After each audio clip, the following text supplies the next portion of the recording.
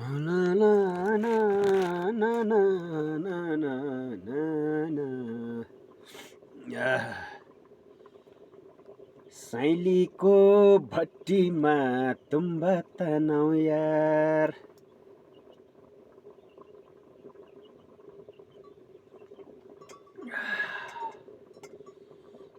ठुलै बऱ्यो क्या झोकर गाठे।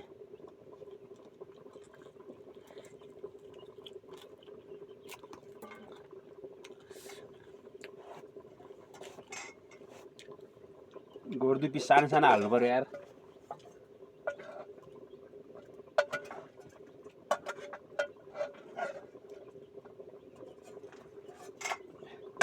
धेरै आइला फेरि ढिरोसित खाने हरियाला। यस्तै छ गोठाले जिन्दगी। This is my original face.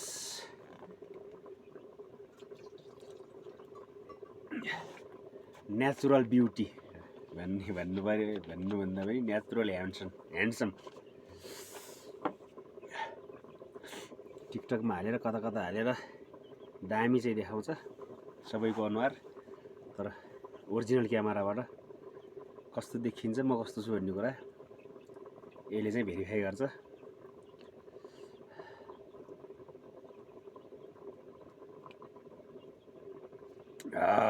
मगरको छोरो पर्यो के गर्ने, अलिअलि नास्ता पानी नखाँदासम्म हाम्रा देउपितर खुसी हुँदैनन्। हातैले खानु पर्ने, यहाँ फेरि सबै सामान छुनुपर्छ। फेरि कतिचोटि धुनु भनेर चाहिँ यो चपस्टिकले चाहिँ यो विदेशमा युज हुन्छ। पहिला विदेशमा बस्ने बेला खाइन्थ्यो, टक्क टिप्यो फेरि यहाँ बचाउनु पर्छ, अहिले पुग्दैन। टक्क टिप्यो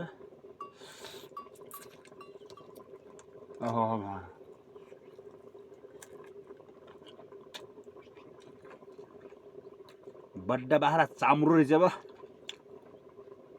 ओहो खाइरहेको खायो माई चाम्रो। अब तपाईँहरूलाई चाहिँ म बेडरुम देखाउँछु मेरो।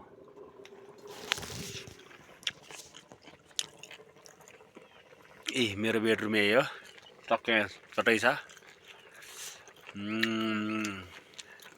घुमसुमहरू छन् यहाँ, बिस्ताराहरू नै छन्। यता छ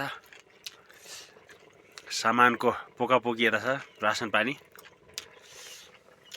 यहाँ चाहिँ हरेक मरमसलाहरू, भेरा घोराको नुन हरेक छन् यहाँ।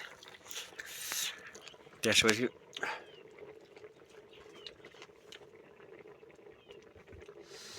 घोराका लगामहरू, अनि काँठी, चर्नी काँठी। यो नर्मली समथिङ प्राइस 8000 जति जान्छ, आफै बनाएको छ। अनि त्यसपछि मेरो दाउराको खली हो त्यतातिर छ, हेदुमसँगले पारी। यहाँ अब खाना पाक्दैछ टक्कसँगले, यसरी बसिया छ है गोठमा हेदुमसँगले। Natural face, this is my natural face, original face भने यसलाई भन्छ।